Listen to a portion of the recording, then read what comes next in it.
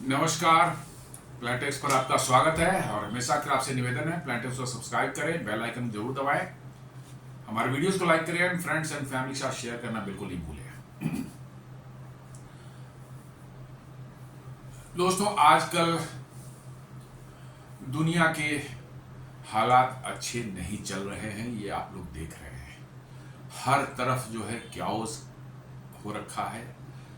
पहले से भी कुछ कुछ था और डोनाल्ड ट्रंप के आने के बाद से इन्होंने तो बिल्कुल दुनिया की शांति भंग कर रखी है। कभी टैरिफ, कभी सैंक्शन, कभी मतलब कि अटैक ईरान पर, कभी मिसाइल दे देंगे यूक्रेन को, कभी नहीं देंगे। हर तरह की बातें डोनाल्ड ट्रंप कर रहे हैं और इसके कारण दुनिया में इतनी इनस्टेबिलिटी आ चुकी है कि दुनिया की अर्थव्यवस्था पर सब बड़ा खराब प्रभाव पड़ रहा है। जी हाँ, बड़े बड़े मतलब कि जो है देश जो इनकी अच्छी खासी बने अर्थव्यवस्था थी, उनकी अर्थव्यवस्था भी डाउन चल रही है। यूरोप के तो मैक्सिमम देशों की अर्थव्यवस्था या तो निगेटिव में है या बहुत ही पॉजिटिव में है, it is just on the margin. और क्या होगा आगे, इसकी संभावना भी बहुत अच्छी नहीं दिख रही है। हर तरफ देखेंगे कि पूरी दुनिया का ओवरऑल जो ग्लोबल जीडीपी है वो डाउन चल रहा है। अमेरिका बुरी तरह से डाउन है, चीन नीचे है, यूरोप नीचे है। लेकिन भारत के बारे में आईएमएफ का विचार कुछ और है। जी हां, रिपोर्ट आती है कि IMF ups forecast to 6.6% GDP growth का एंड चाइना ट्रेल्स एट 4.8%। आपको ध्यान होगा, इस पर मैंने वीडियो बनाया था। अप्रैल महीने में आईएमएफ का फोरकास्ट जो भारत के लिए इस साल के लिए करंट फाइनेंशियल 25-26 के लिए था, इट वाज 6.2%। और वहां से समझिए सिग्निफिकेंट जंप है। अब आईएमएफ कह रहा है कि नहीं, भारत का रिवाइज्ड ग्रोथ का जो है इस साल का है, इट हैज गॉन टू 6.6%, मतलब 0.4% का जंप आईएमएफ आपको कर रहा है। और साथ साथ ये भी कह रहा है आईएमएफ कि इंडिया अनफेज्ड बाय ट्रम्प्स टैरिफ, मतलब कि भारत पर ट्रंप के टैरिफ का कुछ खास असर होने वाला नहीं है। आईएमएफ और वर्ल्ड बैंक वगैरह जो है ये सब सभी पश्चिमी देशों के नियंत्रण में रहने वाले जो है संस्थाएं हैं। जी हाँ, अमेरिका है, यूरोप है, यही लोग इसको चलाते हैं और इन्हीं की बातें, इन्हीं का नैरेटिव ये इन सब वर्ल्ड बैंक और आईएमएफ वगैरह जो है आपको नॉर्मली उन्हीं फॉलो करते हैं। हमारे बारे में आईएमएफ को जो है कोई बहुत अच्छी सोच जो है आईएमएफ की नहीं रहती है।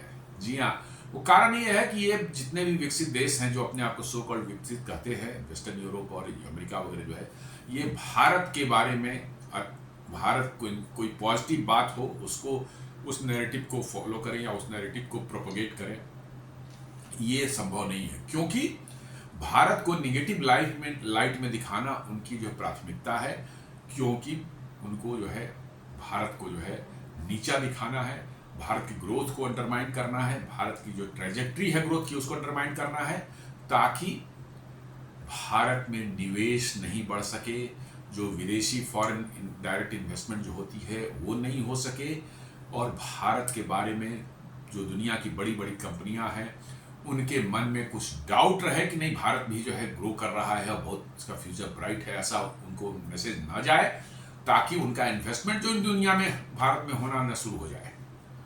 हालांकि इसके बावजूद भी बहुत इन्वेस्टमेंट हो रहा है, काफी इन्वेस्टमेंट एफडीआई आया इस साल भी, लेकिन उनकी इच्छा, हार्दिक इच्छा यही रहती है कि भारत में बाहर से इन्वेस्ट कंपनियां ना करें। इसलिए जो आईएमएफ, वर्ल्ड बैंक भी आपके बारे में पॉजिटिव नहीं बोलते, लेकिन अब परिस्थितियां ऐसी हो गई हैं कि उनको बोलना पड़ रहा है मजबूरी में। तो जब आपके दुश्मन भी आपकी तारीफ करना शुरू कर दें तो समझ लीजिए कि कुछ ना कुछ आप में दम है और आपकी जो ग्रोथ स्टोरी है उसमें सच्चाई कहीं ना कहीं दिखती है। चाहे भारत के जो है निगेटिव माइंडसेट वाले लोग हैं, अपोजिशन वाले हैं, चाहे जो भी हैं, बहुत बड़ी संख्या है जो कि भारत के बारे में निगेटिव माइंडसेट रखने वाले भारत में ही रहते हैं। उनको भी भारत के ग्रोथ से अच्छा नहीं लगता। वो जिहादिस्ट, लेफ्टिस्ट, लिबरल्स, सेकुलर्स, जिन इन सबों का नाम जो भी देना चाहे दे दीजिए, they never cherish the idea of India growing. जी हाँ, वो अमेरिकन वेस्टर्न देशों के टट्टू हैं। उनको वहां से पैसे मिलते हैं भारत को नेगेटिव लाइट में दिखाने के लिए, भारत के अंदर ग्रोथ स्टोरी पर क्वेश्चन उठाने के लिए, डाउट करने का जो है वो मीडिया मैनेजमेंट उनका रहता है। वो चाहते हैं कि भारत को किसी तरह से भी है हम नीचा दिखाएं, ताकि भारत की इमेज जो दुनिया में है वो अच्छी ना बने, ताकि फॉरेन डायरेक्ट इन्वेस्टमेंट वगैरह यहाँ अट्रैक्ट ना हो जाए। लेकिन भारत जिस रफ्तार से चल रहा है और जिस तरह से इसकी ग्रोथ हो रही है, डिस्पाइट ऑफ की दुनिया में इतने टर्बुलेंसेस हैं, उसके बावजूद भी जो भारत आगे बढ़ रहा है, अब आईएमएफ को भी मानना पड़ रहा है और वो कह रहे हैं कि 6.2 जो उनका फोरकास्ट था अप्रैल में, now they have revised it and they have increased it up to the 6.6%। और साथ साथ ये भी कहते हैं कि ट्रंप की टैरिफ से भारत को कोई फर्क नहीं पड़ने वाला है। This is a big statement. जी हाँ, ये बहुत बड़ा स्टेटमेंट है अपने आप में, और अमेरिकन को तो इस पर क्या कहना कहें। मैं डोनाल्ड ट्रंप की बात सोचनी चाहिए कि जिन्होंने भारत को डेड इकोनॉमी बोला था, और उनके जो है ट्रेजरी सेक्रेटरी ने कहा था कि will crush the Indian economy. उन सबों को थोड़ा सा एक आईना दिखाना चाहिए, देखना चाहिए कि भैया भारत में क्या हो रहा है और आप क्या सोच रहे हैं। The upward revision primarily reflects the carry over effect of a strong start to financial year 26। The IMF said nothing that India's Q1 outperformance offset the drag from recent US tariff hikes on Indian goods। जी हाँ, IMF ने जो है भारत में जो पहला जो quarter है 7.8% से जो ग्रोथ हुई है,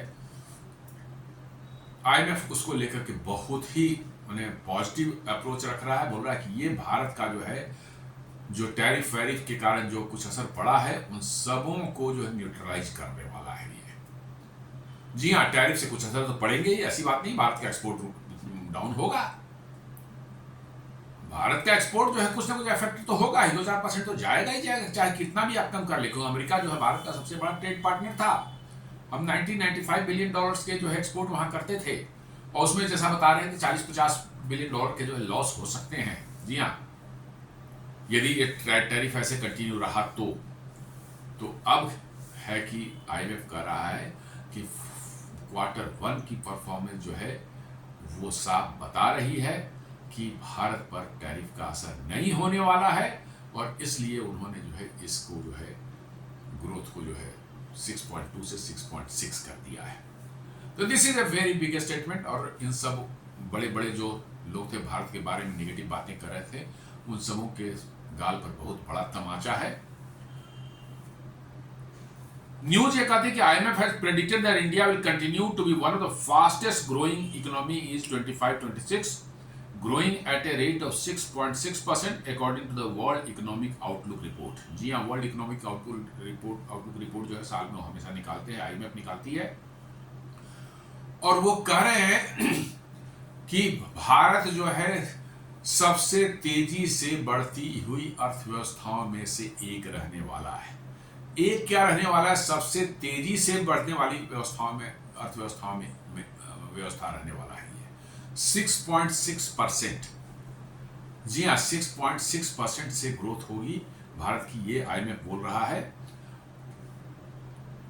और ये उन्होंने वर्ल्ड इकोनॉमिक आउटलुक जो है उनका रिपोर्ट होता है उसमें उन्होंने किया। ये अपने आप मेरे हिसाब से जो है आईएमएफ जैसी संस्था या वर्ल्ड बैंक जैसी संस्था जो कि भारत को हमेशा ही कुछ न कुछ नेगेटिव लाइट में दिखाने की इनकी इच्छा बनी हुई रहती है हमेशा से, क्योंकि ये बेसिकली नैरेटिव फॉलो करते हैं अमेरिका और यूरोप का, खासकर अमेरिका का। और अमेरिका जो है भारत के में किसी भी तरह का जो है पॉजिटिव जो है कुछ चीज हो रही हो जिससे भारत में इन्वेस्टमेंट बढ़े, चाहे भारत के आउटलुक के प्रति जो है दुनिया जो है बड़ी पॉजिटिव मतलब कि एक फीलिंग रखे, ये अमेरिका हरगिज नहीं चाहता। क्योंकि जैसे ही ये होगा, जैसे ही भारत की इमेज अच्छी बनेगी और दुनिया की कंपनियां जो है भारत को उस नज़रिए से देखना शुरू कर दी, भारत में इन्वेस्टमेंट सेफ है, उनका जो है उनके अर्निंग प्रोबेबिलिटी बहुत अच्छी है और भारत का फ्यूचर जो है, ग्रोथ जो है बहुत बढ़िया रहने वाला है। ये सोचते ही धड़ाधड़ जो है अमेरिकी कंपनियां जो है, खासकर टेक कंपनियां बड़ी बड़ी है, वो भारत आना शुरू कर देंगी। और जैसा आपने देखा कि अभी एक हफ्ता पहले जो है कैसे गूगल ने अनाउंस किया कि भाई they are going to invest $15 billion जो है दुनिया में। गूगल का अमेरिका के बाद सबसे बड़ा डेटा सेंटर कहाँ? वाइजाग, विशाखापट्टनम में जो है, भारत के पूर्वी तट का बहुत बड़ा शहर है, बहुत ही तेजी से उभरता हुआ शहर है। और ये मेरा मानना है कि अगले 10 से 15 सालों में it will become another Hyderabad, another tech city of the India. जी हाँ, जिस तरह से उस शहर की लोकेशन है, जिस तरह से शहर का इंफ्रास्ट्रक्चर है और जिस तरह की अभी आंध्र प्रदेश की लीडरशिप है। जी हाँ, याद करें यही चंद्रबाबू नायडू है जिन्होंने हैदराबाद को नोवेयर, हैदराबाद में कुछ भी नहीं था आईटी का। जी हाँ, मैंने देख रखा है हैदराबाद को बहुत पहले, हैदराबाद में आईटी का कुछ भी नहीं होता था। हैदराबाद के आसपास इंडस्ट्री जरूर थी लेकिन वो कन्वेंशनल इंडस्ट्री हुआ करती, आईटी का नामो निशान तक नहीं था। आज हैदराबाद बेंगलोर को टक्कर देता है। जी हाँ, माइक्रोसॉफ्ट, गूगल, इससे सभी बड़ी कंपनियां जो है वो हैदराबाद में स्थित है। तो विशाखापट्टनम में $15 बिलियन का जो है इन्वेस्टमेंट जो गूगल करने जा रहा है। क्यों करने जा रहा है? कभी सोचा है किसी ने? गूगल को क्या पड़ी है कि 14-15 हजार 17 हजार किलोमीटर वो चल करके जो दुनिया में के इस कोने में आए, भारत जैसे देश में, वहां पर अपना डेटा सेंटर लगाए, वो भी $15 बिलियन का जो है। क्या अमेरिका में जगह नहीं थी डेटा सेंटर लगाने की? अमेरिका तो भारत से बहुत बड़ा देश है, काफी बड़ा देश है, कम से कम 2.5-3 गुना एरिया में होगा। पॉपुलेशन ही भारत से बहुत कम है, लैंड की कोई कमी नहीं है, बिजली की कोई कमी नहीं, बिजली मिलती है वहां अच्छे से जो है। स्किल मैन पावर की भी हम नहीं कह सकते कि अमेरिका में कोई कमी होनी चाहिए, लेकिन इसके बावजूद भी गूगल जो है अपना सेकंड बिगेस्ट डेटा सेंटर, जो कि आर्टिफिशियल इंटेलिजेंस हब होगा गूगल के लिए, वो कहां एस्टैब्लिश कर रही है? विशाखापट्टनम में। तो दोस्तों कुछ ना कुछ तो कारण होगा।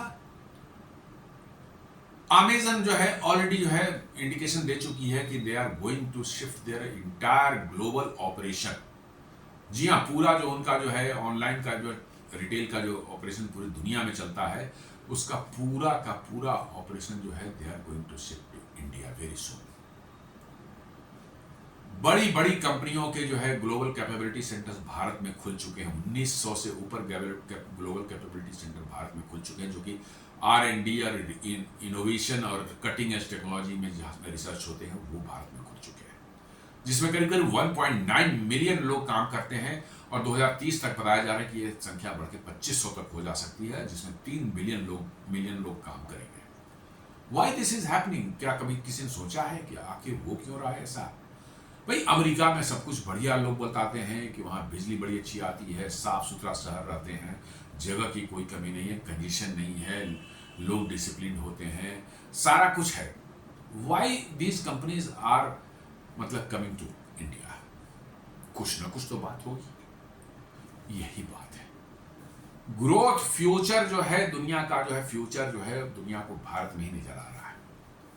और इसका कारण है आपका डेमोग्राफिक डिविडेंड, एक स्टेबल सरकार, एक स्टेबल पॉलिसी रेजिम जो आपकी है वो स्टेबल है, आपकी गुड मतलब कि जो है जुडिशरी सिस्टम है, आपका जो है यहाँ पर जो स्किल लेवल लोगों का है इट इज एक्सट्रीमली गुड।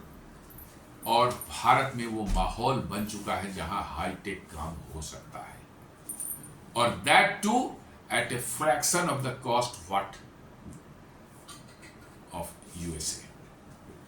जी हाँ, अमेरिका में जो है आप किसी आदमी, किसी आईटी इंजीनियर या एआई इंजीनियर को रखते हैं, आप उसको $10,000 महीने का पे करते हैं। भारत में शायद आप $1,000-1,500 जो है आप देंगे, वो बड़ी खुशी से काम करेगा। $2,000 देंगे तो एकदम जम के काम करेगा, उसको कोई दिक्कत ही नहीं है। $2,000 में वो एकदम बिल्कुल उछल उछल कर काम करेगा। 8 घंटे के बदले बिना किसी को बोले, बिना किसी के दबाव के वो जो होता है 10 घंटे 12 घंटे काम करते हैं। जहाँ ये भारतीयों की एक खून में ऐसा है कि काम से वो पीछे नहीं हटते। जी हाँ, आईटी सेक्टर में मैंने देखा है लोगों काम करते हुए जो सुबह से लेकर शाम तक काम कर रहे हैं, घर आ गए हैं और फिर कोई समस्या हो गई वहाँ पर जो है रात में भी ऑनलाइन वो तुरंत लॉगिन कर जाते हैं without getting any extra remuneration. 2 घंटे 3 घंटे रात का भी खपा देते हैं, चलो भाई प्रॉब्लम सॉल्व हुई, ओके फाइन। ये भारत के लोगों की हैबिट है। अमेरिका में 5:30 बज गए, टाइम हो गया घर जाने का, काम अधूरा है, घंटे भर और लगेंगे उसको करने में, लेकिन उस घंटे भर एक्स्ट्रा देकर उसको काम पूरा करके लोग नहीं घर जाते, सीधे निकल जाते हैं अपने घर। वीकेंड में कोई समस्या आ गई, आप कॉल नहीं कर सकते क्योंकि उनकी प्राइवेसी इनसे हर्ट होती है। जी हाँ, प्राइवेसी हर्ट होती है, वो कॉल नहीं कर सकते। भारत में तो वीकेंड के में भी लोग ऑफिस जाकर कोई समस्या रहती है तो काम कर देंगे, दूर कर देंगे। They will not even ask for extra remuneration. जी हाँ, ये सब चीजें जो है, ये पॉजिटिव जो है, जो हमारे वाइब्स हैं हमारे देश के जो हैं, ये दुनिया को अट्रैक्ट करती है। जी हाँ, भारत में काम करना जो है आसान होता जा रहा है डे बाय डे। जहाँ किसी समय में प्रॉब्लम थी लेकिन अब बहुत आसान हो चुका है। हमारा टैक्स रेजिम भी आप देखिए उसमें कितनी तेजी से रिफॉर्म हो रहे हैं। जीएसटी रिफॉर्म जो मैसिव अभी रिफॉर्म हुआ है, इनकम टैक्स में जो है छूट वगैरह दी गई है, जो बड़े रिलीफ दिए गए हैं लोगों को, जो है ये सारी चीजें जो है आपको जो है कहीं ना कहीं जो है आपको जो है भारत के बारे में दुनिया को सोचने को मजबूर करता है। और उसी का नतीजा है कि आपको दुनिया आपकी ओर अट्रैक्ट हो रही है और झक मार करना चाहते हुए भी आईएमएफ और वर्ल्ड बैंक को कहना पड़ रहा है कि no, Bharat is the future. The 6.6% projection makes a significant upward revision from April, जबकि जो अप्रैल में 6.2 था। ये the IMF upgraded forecast signals renewed confidence in India's economic momentum. जी हाँ, जो उन्होंने रिन्यू किया है अपना जो है फोरकास्ट जो है बढ़ाया है, उसको इंक्रीज किया है, ये साफ साफ जो दिखा रहा है कि आईएमएफ का कॉन्फिडेंस है भारत के इकोनॉमिक मोमेंटम जो भारत ने गेन किया है उसमें आईएमएफ को पूरा का पूरा भरोसा है और दुनिया को भी भरोसा है कि ये momentum it will continue for quite a long time. ये दिख रहा है लोगों की क्योंकि भारत धीरे धीरे वो मोमेंटम जो गेन कर रहा है वो मोमेंटम और तेज होने वाला है और इसीलिए दुनिया अट्रैक्ट हो रही है आपकी तरफ। Driven by strong domestic demand and a rebound of in manufacturing and services. जी हाँ, भारत की जो है अर्थव्यवस्था की सबसे बड़ी खासियत ये है कि हम एक कंज्यूमिंग नेशन है। चीन को आप देख लें, चीन जो है मैन्युफैक्चरिंग नेशन है, एक्सपोर्ट ड्रिवन है, कंज्यूमिंग नहीं है, वहां कंजम्पशन नहीं है। अमेरिका कंजम्पशन बहुत ज्यादा है, मैन्युफैक्चरिंग ना के बराबर है। और भारत जो है बैलेंस्ड है, कंजम्पशन भी कर रहे हैं, मैन्युफैक्चरिंग भी कर रहे हैं, दोनों चीजें आपको भारत नजर आती है। That is the beauty of our economy. और इसीलिए जो है वर्ल्ड बैंक का जो कॉन्फिडेंस है कि ये मोमेंटम, जो इकोनॉमिक मोमेंटम दुनिया का में जो भारत में जो है ये continue for quite a long time. और साथ साथ कर रहा है कि मैन्युफैक्चरिंग एंड सर्विसेज में जो रीबाउंड हुआ है, जो तेजी आई है अभी पिछले 1-1.5 सालों में, ये अपने आप में जो है अभूतपूर्व है और ये दुनिया को लग रहा है और आईएमएफ को भी सोचने पर मजबूर कर रहा है। डिस्पाइट ऑफ कि मैंने बताया कि ये वेस्टर्न नैरेटिव्स चलाते हैं, ये भारत के बारे में कुछ भी निगेटिव मिल जाएगा तो उसको एम्पलीफाई करके ये प्रचारित करेंगे, लेकिन इसमें कुछ भी उनको निगेटिव नहीं दिख रहा है। देख रहे हैं कि हर तरफ से डेटा जो है यही इंडिकेशन दे रहा है, इंडिकेट कर रहा है भैया भारत में सब कुछ ठीक चल रहा है और भारत बड़ी तेजी से राइज करने वाला है आगे आने वाले समय में। And that is why IMF was forced to revise its growth projection of India 6.2 से 6.4 6 महीने के अंदर में। This is a very big thing. आप अमेरिका को देख लेंगे, भारत का जो है इसका 1/3 भी नहीं है, 1.9% उनका जो है ग्रोथ रेट इस साल का रहने वाला है। ब्रिटेन में 1.3%। बड़े खुश हैं ब्रिटेन वाले कि हम पॉजिटिव में तो कम से कम खत्म आ रहे हैं। पिछले क्वार्टर में जो उनका पॉजिटिव में गया है, दे वर वेरी हैप्पी। वहां सेलिब्रेशन चल रही थी कि भैया हम निगेटिव में नहीं गए, यही अपने बड़ी चीज, 1% भी बहुत है हमारे लिए। अमेरिका 1.9 है और शायद ये टैरिफ का जैसा धंधा चल रहा है सही चलता रहा तो 1.9 से जो 1 आने में वक्त नहीं लगेगा ज़्यादा। और यही डोनाल्ड ट्रंप की सबसे बड़ी जो है फ्रस्ट्रेशन का कारण है। जी हाँ, सबसे बड़ा फ्रस्ट्रेशन का कारण का वही है कि डिस्पाइट ऑफ हिज मतलब बेस्ट ऑफ हिज इंटेंशंस और उनकी माने हार्दिक इच्छा है कि भाई अमेरिका जो है दुनिया का सुपर पावर है, मैन्युफैक्चरिंग सुपर पावर भी बन जाएंगे हम, सारी दुनिया का सारा सामान यहाँ बनेगा, अमेरिका से बनेगा, पूरी दुनिया में अमेरिका से बिकेगा, अमेरिका में सब कुछ बनेगा और अमेरिका दुनिया को रूल करेगा। ये उनका जो है सपना जो है ना चकनाचूर होता हुआ साफ साफ दिख रहा है। 1.9% पर ग्रोथ है उनकी और आप समझ लीजिए कि थोड़ी समस्याएं और आई तो निगेटिव जाने में भी ज़्यादा वक्त नहीं लगेगा। और कुछ लोग तो कह रहे हैं कि वहाँ अमेरिका में 15-16 स्टेट ऐसे हैं जहाँ जीडीपी ऑलरेडी निगेटिव में जा चुकी है, रिसेशन में जा चुकी है। तो कहने का ये सेंस है कि अमेरिका चाहे जितना भी अपनी हैंकड़ी दिखा ले, डोनाल्ड ट्रंप अपनी मूंछों पर चाहे जितनी भी ताव दे ले, हालांकि मूंछें उनकी नहीं है लेकिन होना तो वही है जो भारत चाहेगा। और भारत जिस तरह से आगे बढ़ रहा है अमेरिका को ये अच्छा बिल्कुल नहीं लग रहा है। और डोनाल्ड ट्रंप के फ्रस्ट्रेशन का कारण ये टैरिफ और रशियन ऑयल, ये सारा जो उनका जो है बखेड़ा जो खड़ा कर रखा है, उसके पीछे कारण यही है कि आईएमएफ ने पहले ही बता दिया है कि 2040 में परचेजिंग पावर पैरिटी के आधार पर जीडीपी में जो है भारत और अमेरिका बराबर हो जाएंगे। उस दिन से अमेरिकन को नींद नहीं आ रही है। जी हाँ, उस दिन से अमेरिकन को नींद नहीं आ रही है और डोनाल्ड ट्रंप जो है भारत को घेरने के लिए, भारत को डैमेज करने के लिए, भारत पर दबाव बना के भारत की ग्रोथ को कैसे हैम्पर किया जाए सारी कोशिश कर रहे हैं।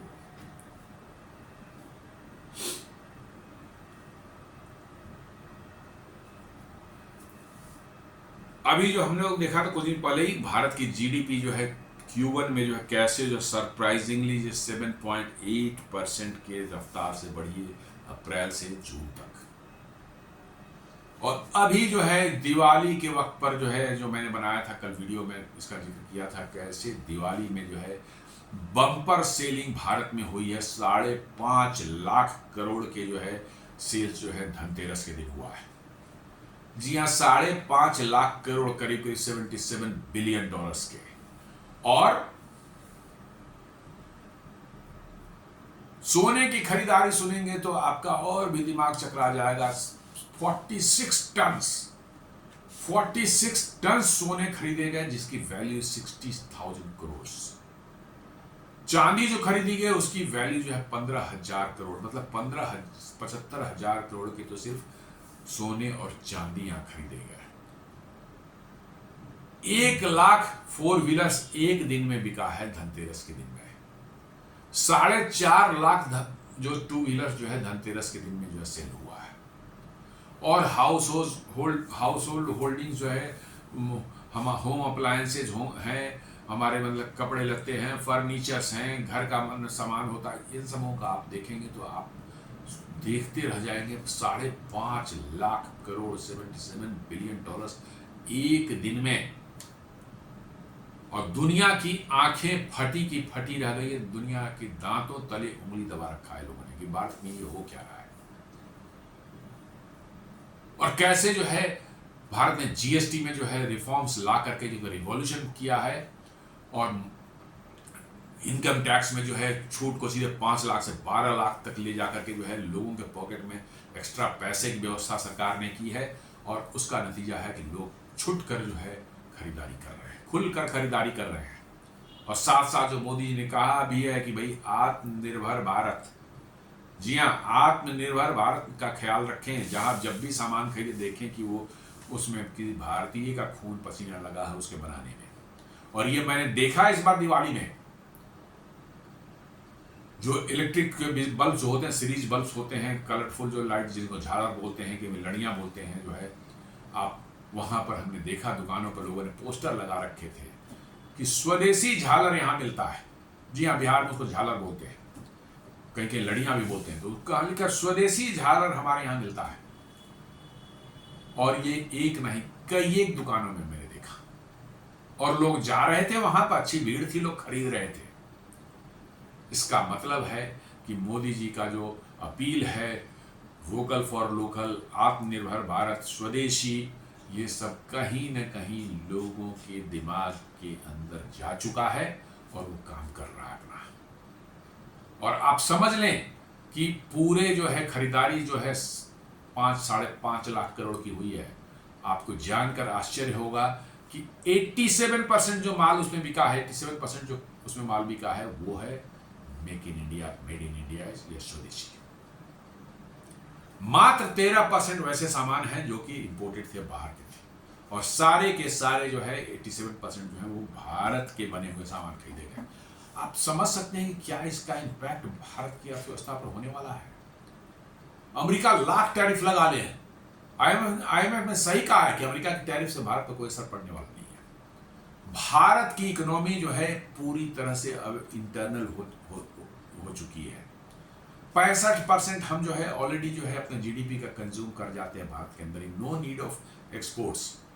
और जैसा लोग बता रहे हैं, और मोदी जी भी जिस तरह से प्रमोट कर रहे हैं कि भाई अपना स्वदेशी सामान खरीदे, मुझे लगता है कि ये जो है हमारा भारत में जो है जो स्वदेशी जो हमारे जो इंटरनल जीडीपी का जो है कंजम्पशन जो है, ये बढ़ करके जो है जो एक्सपर्ट्स बता रहे हैं कि 70 या हो सकता है 72% तक हो जाए 2030 तक।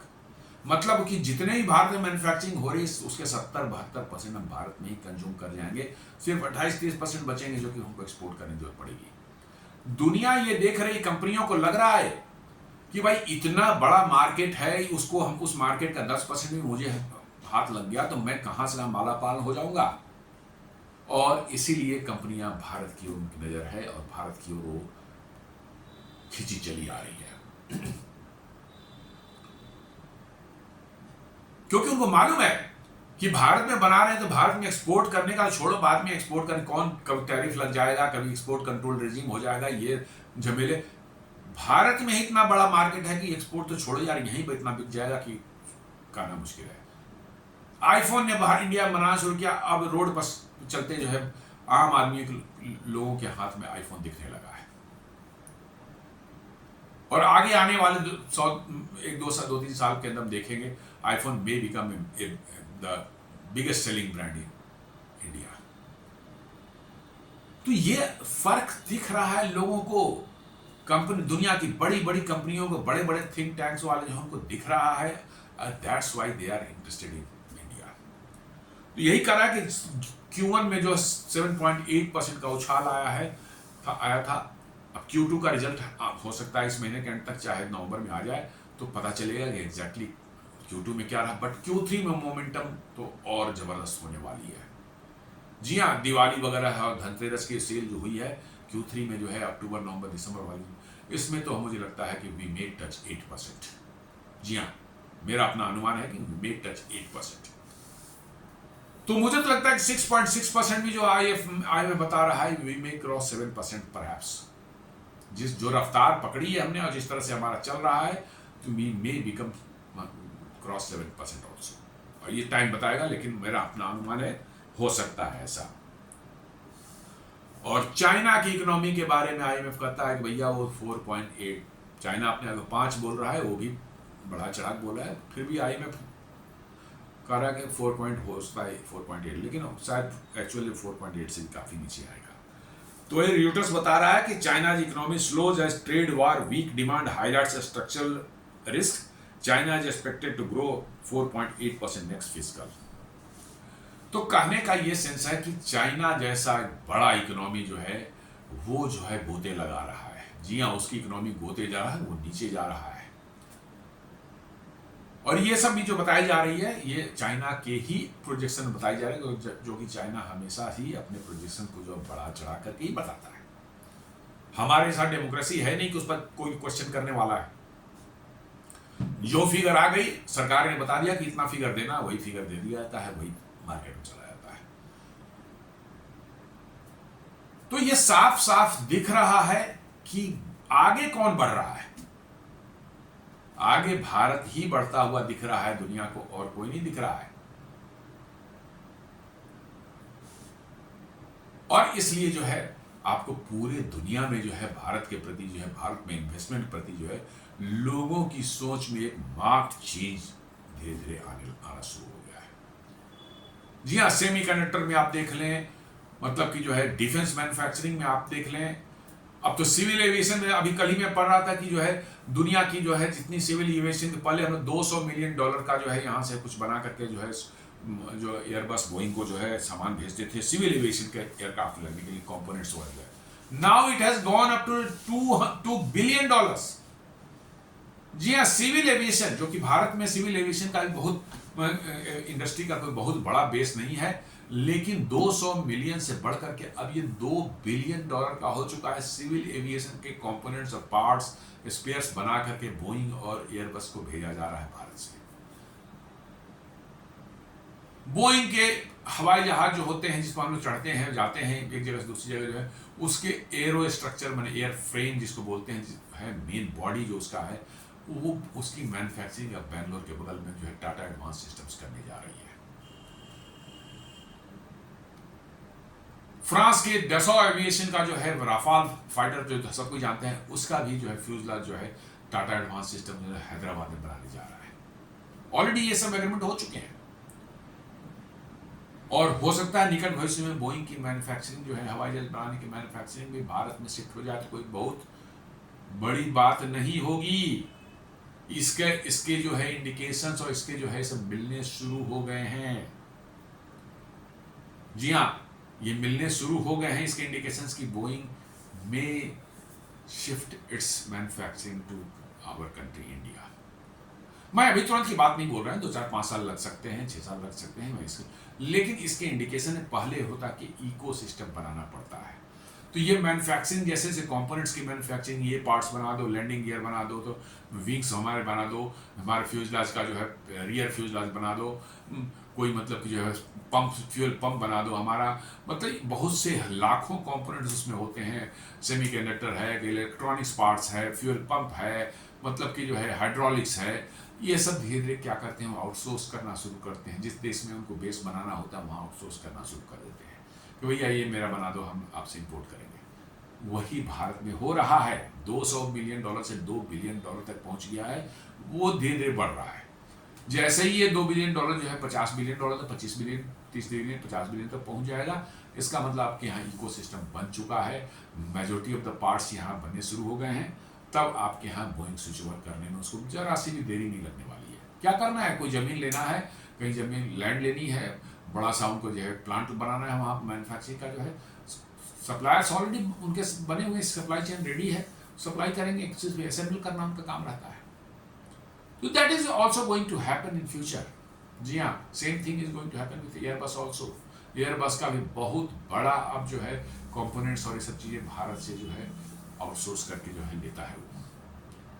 तो एयरबस भी फ्यूचर में आपके यहाँ आ जाए कोई बड़ी चीज़ नहीं है। एयरबस बस ऑलरेडी जो है अपने जो उसके लीप इंजन्स जो होते हैं, जो आपके A320 न्यू एयरक्राफ्ट में लगते हैं, लीप इंजन बनाता है जी और सैफरन का कोलेबोरेशन साथ जो है फ्रांस में प्लांट बना हुआ है, जो CFM इंटरनेशनल उस कंपनी बोलते हैं।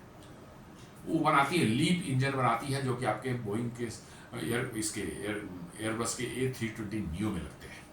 उसका पूरा का पूरा MRO फैसिलिटी हैदराबाद में ऑलरेडी रेडी हो चुका है। MRO फैसिलिटी रेडी हो चुका है तो फिर उसमें जो है इंजन बनने में भी बहुत ज़्यादा वक्त नहीं लगेगा, क्योंकि MRO as good as manufacturing है, उसमें बहुत बड़े स्केल पर वो ऐसा काम होता है। सिमिलरली जो है राफेल के M88 इंजन का भी जो है MRO फैसिलिटी भारत में इस्टेब्लिश हो रहा है। जो कल को होगा उसकी मैन्युफैक्चरिंग भारत में होना शुरू हो जाए तो कोई बहुत बड़ी चीज़ नहीं होगी। और जैसा डील चल रहा है, जैसी बात चल रही है, अभी फाइनल नहीं हुआ है, कहीं राफेल की जो मैन्युफैक्चरिंग यदि भारत में 114 एयरक्राफ्ट लेने का जो प्लान चल रहा है, यदि वो हो जाए, फिर देख लीजिए क्या स्पीड पकड़ता है भारत के एविएशन इंडस्ट्री। तो this things are happening bits and pieces में, हियर एंड देयर जो है थिंग्स आर हैपनिंग।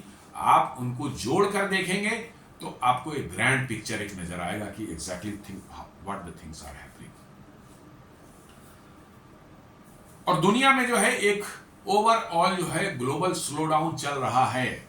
ये कह रहा है कि आईएमएफ प्रोजेक्ट करता है कि ओवरऑल पूरी दुनिया का यदि जीडीपी लिया जाए तो ये 2025 में जो है 3.2% रहने वाला है। जी हाँ, 3.2%, और हम इसके डबल से भी ज्यादा ग्रो कर रहे हैं। पूरी दुनिया का जो एवरेज जो है आपका ग्रोथ है ये 3.2% रहने वाला है, और हमारा क्या है 6.6। तो इसका मतलब है कि दुनिया में समस्या तो है, और उस समस्या के बीच में भारत इज ए शाइनिंग, मतलब कि जो है इन्वेस्टमेंट डेस्टिनेशन, जहां दुनिया की नजर मतलब कि दिख रही कि भारत ही एक चमकता हुआ जो है स्पॉट है पूरी दुनिया में, जो इतने टर्बुलेंस के बावजूद भी, इतनी टर्बुलेंस है एनर्जी के लिए, जो अमेरिका जो है कर रहा है, रसिया से नहीं लेना है, वहां से लेना है, इसे नहीं लेना है, अब ये सैंक्शन लगा देंगे, वो सैंक्शन लगा देंगे, सब कुछ चल रहा है। आपकी सप्लाई लाइन गड़बड़ हो चुकी है, बहुत जगह जो है चाइना जो रेयर अर्थ को रोक के बैठा है, क्या समस्या है, टैरिफ ट्रम्प ने लगा रखा है, हमारा टेक्सटाइल और जेम्स एंड ज्वेलरी और लेदर और रेडीमेड गारमेंट्स का जो है पूरा का पूरा जो है एक्सपोर्ट जो अमेरिका को होता था वो परेशानी में पड़ा हुआ है। इसके बावजूद भी जो है हम 6.6 से ग्रो करने के लिए के लायक आईएमएफ ने हमें समझा। ये अपने आप में this tells you a different story. जी हाँ, एक अलग स्टोरी आपको बता रहा है। वही correct citing weaker trade and persistent geopolitical risk के कारण जो है बता रहा है कि ग्लोबल जो है जीडीपी 3.2% रहने वाला है। Advance economies are forecast to grow just 1.6%। जी हाँ, जो अपने आप को जो एडवांस इकोनॉमी जो बोलते थे, या जिनको कहिए कि आप मतलब कि जो है डेवलप्ड वर्ल्ड जिनको बोलते हैं, उनका एवरेज है 1.6%। 1.6%, हम उनके 4 गुना से भी ज्यादा बढ़ रहे हैं। आप जस्ट अंदाजा लगा लीजिए। 1.6% पूरे डेवलप्ड वर्ल्ड जो है उनकी एवरेज जो आ रही 1.6%, वाइल इमर्जिंग मार्केट्स एवरेज 4.2%। जो डेवलपिंग वर्ल्ड हैं उनका जो है एवरेज बताया जा रहा है ये रहेगा 4.2%। डेवलप्ड वर्ल्ड में हाईएस्ट जो है वो स्पेन का है, वो 2.9%।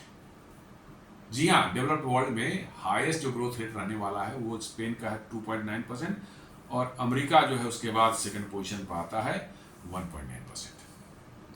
फिर भी डेड इकोनॉमी किसकी है? भारत की।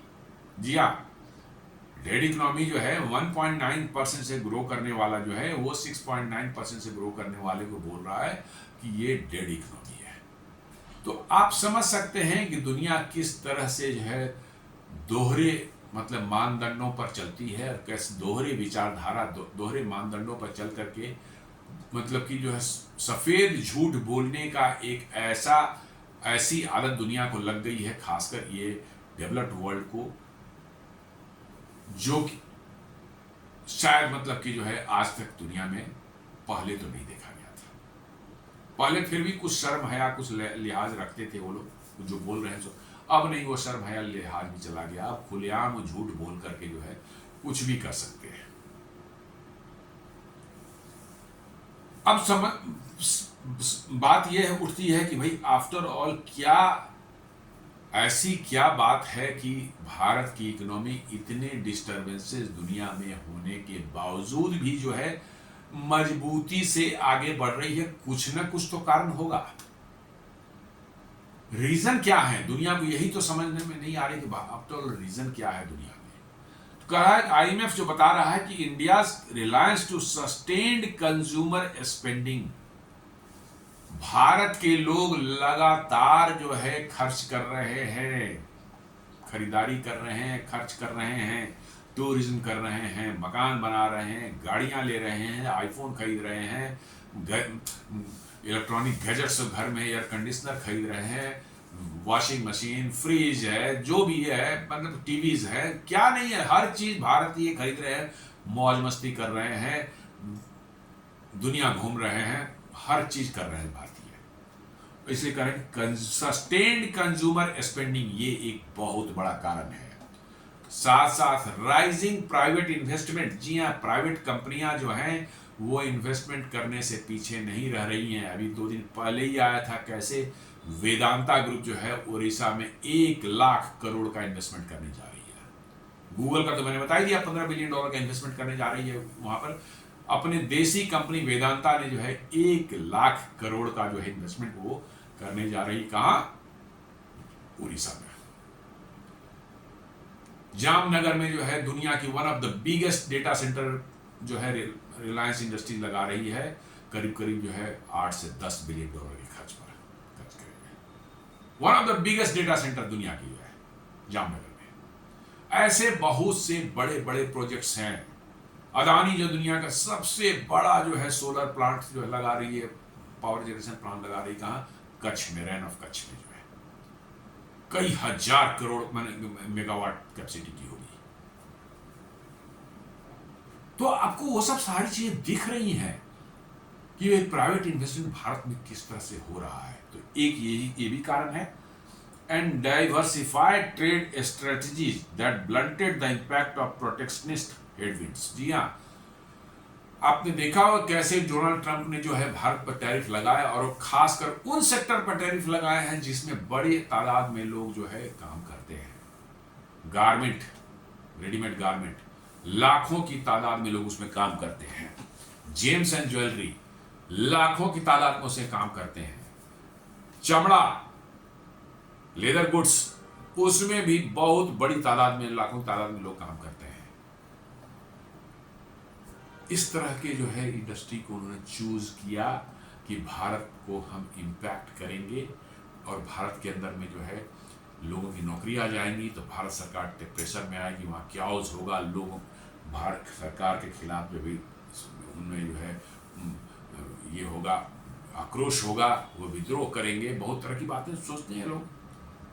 लेकिन भारत सरकार ने एकदम कूल माइंड से बोला भैया ठीक है, अमेरिका नहीं लेगा, कोई और तो लेगा।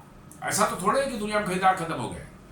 40 ऐसे देशों को आइडेंटिफाई किया जहां इन चीजों को जो है वहां खपाया जा सकता, तो वहां एक्सपोर्ट बढ़ा करके अमेरिका से जो कट होगा वो उन देशों को जाएगा, और उसके अच्छे परिणाम धीरे धीरे मिलने शुरू हो गए हैं। फार्मास्यूटिकल्स के लिए चाइना ने जो है जेनेरिक ड्रग्स के लिए अपना मार्केट खोला। यूरोपियन यूनियन जो है अभी अगले तुरंत जो है आ रहा है, उनकी टीम जो है आ रही है, वो एकदम बिल्कुल बेचैन है कैसे आपके साथ free trade agreement by end of this year करें।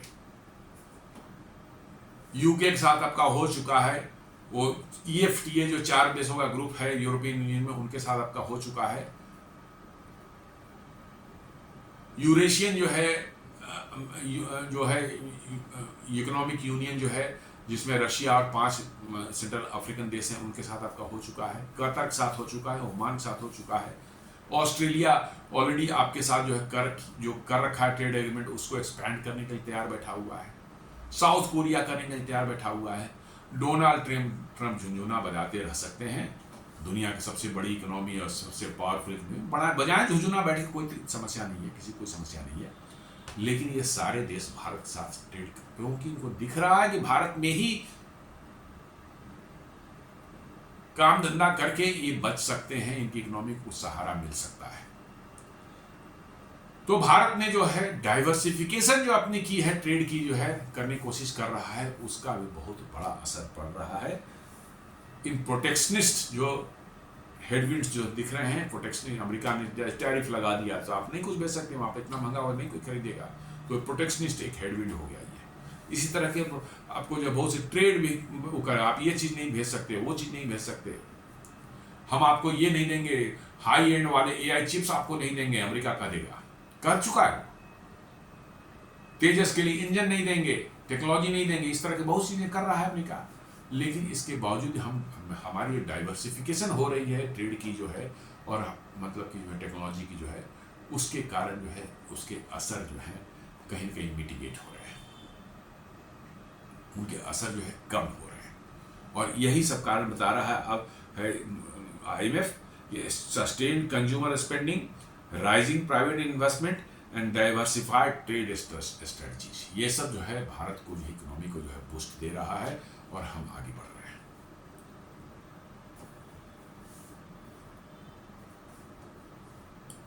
अब वो आईएमएफ कर रहा है कि टैरिफ शॉक, इंडिया को कोई फर्क ही नहीं पड़ने वाला इससे। जी हाँ, डोनाल्ड ट्रंप की टैरिफ का इंडिया को कोई फर्क नहीं पड़ने वाला। कहता है ये कि despite initial fears IMF said the tariff shock was less severe than anticipated, crediting India domestic strength and policy agility. कह रहा है कि इनिशियली जैसा सोचा गया था कि भारत को ये टैरिफ किस तरह से बैडली इंपैक्ट करेगा, वैसा हुआ नहीं। हुआ थोड़ा, ऐसा नहीं कि नहीं हुआ, बट कम हुआ, बहुत कम हुआ। और कह रहा है कि ये आपको जो है क्रेडिट देना पड़ेगा भारत के जो इकोनॉमी की डोमेस्टिक स्ट्रेंथ जो उनका है उसको, और साथ साथ जो है इनकी पॉलिसी की एजिलिटी, एजाइल पॉलिसी। अमेरिका जैसे ही टैरिफ लगाया तुरंत आपने जो है पूरा बनाया इंसेंटिव देने का, 25,000 करोड़ का एक इंसेंटिव का फंड बना दिया आपने एक्सपोर्टर्स के लिए, जो है आप गारमेंट के लिए, लेदर गुड्स के लिए, जेम्स एंड ज्वेलरी के लिए, इन सबों के लिए तुरंत मार्केट खोजना शुरू करेगा। कहाँ कहाँ हमारे ट्रेड डील हो चुके हैं, वहाँ कहाँ माल जा सकता है, किसी बातचीत शुरू हो गई और उसके पॉजिटिव परिणाम आपको दिखने शुरू हो गए। तो वही कह रहा है कि पॉलिसी एजिलिटी भी अपने आप में बहुत थी कि अमेरिका ने किया नहीं कि यहाँ पर शुरू हो गया, तो उसका काम उस पर चालू हो गया। पूरी बड़ी सी लोगों की कमेटी बन गई है, अलग अलग देशों में जा करके जो है काम करना शुरू कर दिया, बातचीत शुरू हो गई और टाइप शुरू हो गए कि भाई कहाँ किस देश में जो है गारमेंट्स जा सकते हैं, किस देश में ज्वेलरी जा सकती है, किस देश में लेदर गुड्स जा सकते हैं, किस देश में एमएसएमई ऑटो पार्ट्स जा सकते हैं। इन सबों पर काम तुरंत शुरू हो गया और इसलिए जो है असर उतने जबरदस्त नहीं दिखे, नहीं तो ये तो बहुत बड़ा असर होता है इसका। साथ साथ आईएमएफ करा the effects of tariff has been less severe than anticipated thanks to the resilient domestic demand and trade diversification, the report noted. जी हाँ, वही बात कर रहा है कि रिसिलिएंट डिमांड जो अंदर में है, जो 5.5 लाख करोड़ का जो बिका है, यही रिसिलिएंट डिमांड है। ट्रंप जाए अपना झुंझुना बजाएं टैरिफ का लेकर के, कहीं पर गोल्फ खेले अपने मारा लागू में जो जाकर के, कोई फर्क नहीं पड़ता। भारत के लोग जो है सिर्फ एक पर दिवाली में 5.5 लाख करोड़ की खरीदारी कर सकते हैं। तो आप इंटरनल स्ट्रेंथ आप समझ सकते हैं भारतीयों की, और इसलिए बोल रहा है कि इंटरनल जो डोमेस्टिक डिमांड और ट्रेड डाइवर्सिफिकेशन जो भारत करते जा रहा है। जी हाँ, हर फील्ड में ऑयल इंपोर्ट्स को भी जो है आप देख लीजिए, पहले 15-16 कंट्रियां थी, आज 28 से ज्यादा कंट्रियों से हम तेल ले रहे हैं। कम बेसी, किसी से कम है, किसी ज्यादा है, लेकिन हम ले रहे हैं। हम डाइवर्सिफाई करते जा रहे हैं, एक्सपोर्ट्स को भी हम डाइवर्सिफाई कर रहे हैं। अमेरिका पर डिपेंडेंसी हमारी कम रहेगी, मैं नहीं कह रहा हूं जीरो हो जाएगी, लेकिन कम रहेगी। ये दो कारण जो है आईएमएफ बता रहा है कि this is the main reason for the strong growth. RBI के गवर्नर ने भी कुछ दिन पहले बोला था कि US 15% tariff not a threat to India, कि भाई भारत को कोई असर नहीं पड़ेगा। लेकिन उस समय बहुत लोग, अरे तो आरबीआई गवर्नर भारत का ही है, भारत के बारे में बोलेगा, सरकार के प्रेशर में रहता है, सरकार जैसा करती है वैसा करता है, ये सब बातें करने लगे।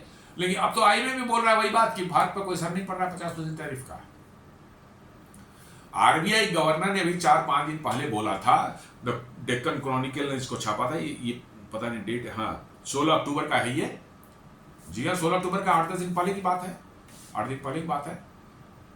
आरबीआई के गवर्नर कहा था कि 50% tariff not a threat to India, Bharat को कोई डर नहीं है इससे। तो लोगों ने बड़े मजाक उड़ाने शुरू कर दिया, अरे ये आरबीआई है तो गवर्नमेंट जैसा कहेगी वैसे ही बात करेगा, इसे झूठ बोल रहा है ऐसे। लेकिन जब आईएमएफ ने बोल दिया तो उन सबों के मुंह पर ताले लग गए। अब नहीं बोलेंगे वो, अब कोई मीडिया में आर्टिकल नहीं आएगा, अब कोई न्यूज़पेपर में कोई आर्टिकल नहीं आएगी। यही है दोहरा चरित्र लोगों का।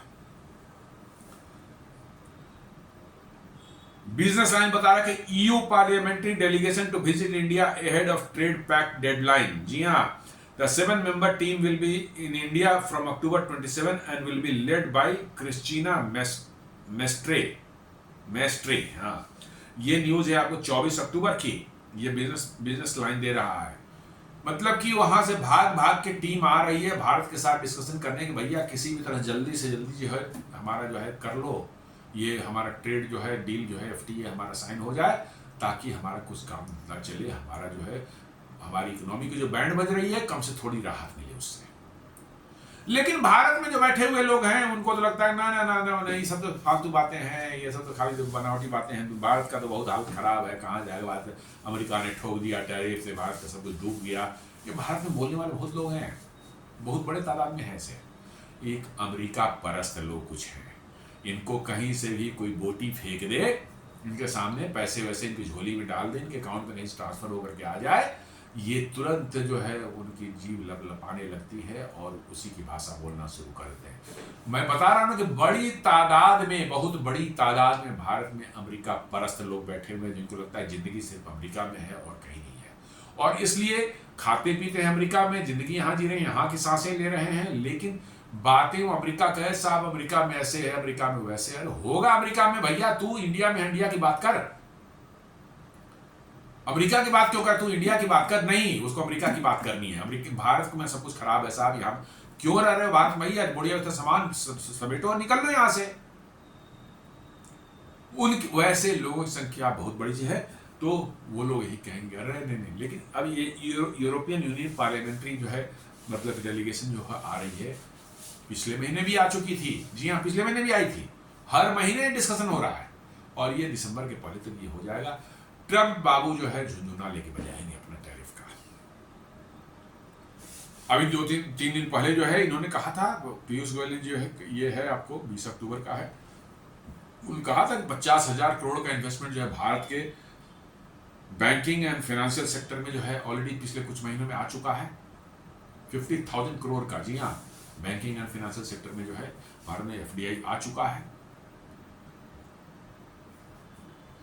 साथ साथ जो है, जो आपका जो है इकोनॉमिक टाइम्स ने जो रिपोर्ट किया था, अभी ये है रिपोर्ट, किस डेट की है, इधर की है शायद 18 अक्टूबर की है। इनका आता कि करंट अकाउंट डेफिसिट भारत का बड़ा अच्छा चल रहा है, 1.2 से 1.5 के बीच में रहने की उम्मीद है, जो कि बहुत हेल्दी फिगर है। 5-6% हो जाए तो बड़ी समस्या हो जाती है, लेकिन हम इतने तेजी से ग्रो कर रहे हैं, हमारा इंपोर्ट भी बढ़ रहा है, लेकिन एक्सपोर्ट भी हम बढ़ा रहे हैं उसी तरह से, और इसलिए जो है हमारा करंट अकाउंट डेफिसिट जो है 1.2 से 1.5 से आगे नहीं जाएगा, 1.5 से कम ही रहने की संभावना है। तो ये सारे इंडिकेटर्स हैं, इनको डॉट्स को जोड़ने पड़ते हैं, ये सारे इंडिकेटर्स हैं जो कहीं ना कहीं बता रहे हैं कि भारत की अर्थव्यवस्था किस तरह से मजबूती से आगे बढ़ रही है। डिस्पाइट ऑफ दुनिया में इतना क्याओस है, इतना मैंने मार काट मचा हुआ, इतनी हलचल मची हुई है, इतने टर्बुलेंसेज हैं हर तरफ, लेकिन उसके बावजूद भी भारत जो है तेजी से आगे बढ़ रहा है, मजबूती से आगे बढ़ रहा है। तेजी से ज्यादा जरूरी है, मजबूती से आगे बढ़ रहा है। और ये चीज जो है अमेरिका को पसंद नहीं है, डोनाल्ड ट्रंप पसंद नहीं है, वेस्टर्न वर्ल्ड को पसंद नहीं, लेकिन करें, नहीं पसंद रहे तो नहीं करें, क्या करेंगे भैया, हमें तो ग्रो करना है, आप लाइक करें ना करें डजंट मैटर, हम तो बढ़ेंगे आगे। तो दोस्तों ये था हमारा आज का विश्लेषण, कैसे भारत की अर्थव्यवस्था के बारे में जो है IMF ने खुद कह दिया कि भारत अब जो है 6.6% से ग्रो करेगा इस साल, और भारत पर ट्रंप के टैरिफ का कोई असर नहीं पड़ने वाला। तो दोस्तों ये था मेरा आज का वीडियो। आप हमारे वीडियोस को लाइक करें, फ्रेंड्स एंड फैमिली के साथ शेयर करें, हमारे चैनल को सब्सक्राइब करना, बेल आइकन दबाना बिल्कुल नहीं भूलें। धन्यवाद।